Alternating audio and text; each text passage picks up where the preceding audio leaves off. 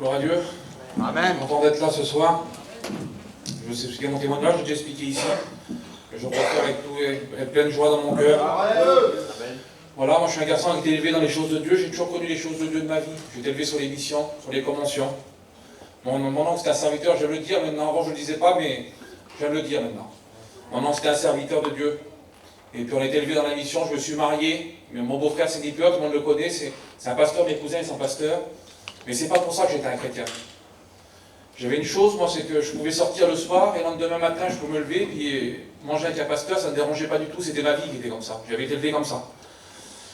Et ma vie, voilà, je me suis marié, j'ai fondé un foyer. Et j'avais des objectifs dans le monde, comme tous les garçons normaux, quoi. Mais ce qui s'est passé, c'est qu'il y a un vide qui est rentré dans mon cœur. Un vide énorme. Et ce vide-là, Seigneur, il était énorme. Et je ne savais pas comment faire pour le combler.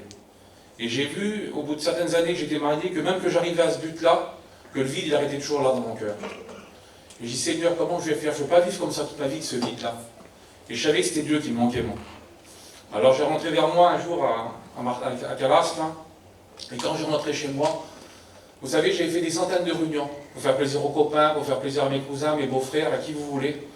Mais ce jour-là, je rentrais dans la réunion, un dimanche matin, avec un cœur disposé. J'ai dit, Seigneur, il faut que tu me parles. Vous savez, parce que les choses de Dieu, c'est pas un mouvement, c'est pas une ambiance, c'est pas parce que ma mère a été chrétienne que moi j'étais sauvé, c'est vraiment quelque chose de personnel de rencontrer Dieu. Et il faut tous passer par la nouvelle naissance pour être sauvé. Je le comprends maintenant. Et j'ai rentré dans la réunion, et la réunion s'est passée, il y a une prophétie qui s'est levée.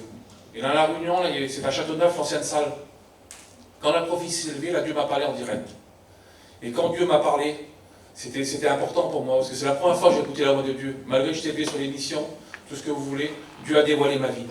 Mais il a dévoilé ma vie, pas au moment tout de suite, il m'a dévoilé ma vie de tout le temps. Jésus avait des regards sur moi, il me connaissait.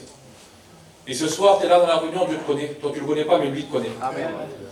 Et là, c'était un bouleversement dans mon cœur, parce que c'était Dieu du ciel qui parlait, qui me connaissait. C'était important pour moi. Et je suis parti de la réunion. Et quand je suis parti de cette réunion, tout de suite, la chair a voulu reprendre le dessus. Et j'arrivais plus à m'en sortir. Une semaine s'est passée.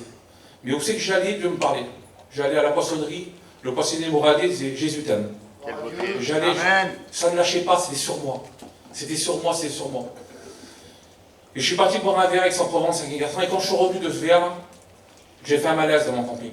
Mais je ne savais pas que c'était moi. Je dis, Swin, qui c'est de mes petits qui a eu quelque chose là? Mais c'est toi qui as fait un malaise dans le camping, tu as tombé par terre, tu es dans notre chute. Je suis parti faire des examens, je vous coupe au courant, et quand je suis revenu, je me suis mis dans mon lit, puis là, il y a une peur qui est venue.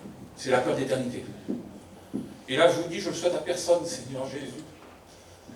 Ça tombe dans mon cœur, je dis, c'est pas possible que je suis perdu. J'ai posé une question à Dieu, j'ai demandé à Dieu qu'il me parle, il m'a parlé dans la réunion, et Dieu me disait, tu es aux portes du paradis, mais tu ne m'as pas donné ton cœur encore. Vous savez, c'est pas une expérience qui nous amène au ciel. C'est pas de parler à Dieu qui nous amène au ciel. Ce qui nous amène au ciel, c'est de le rencontrer. Et de l'accepter surtout. Et là, j'ai fait quelque chose dans le lit, j'ai fait quelque chose que tu dois faire ce soir. Je dis, Seigneur, je ne suis pas capable d'être un chrétien, mais je t'accepte tout de suite.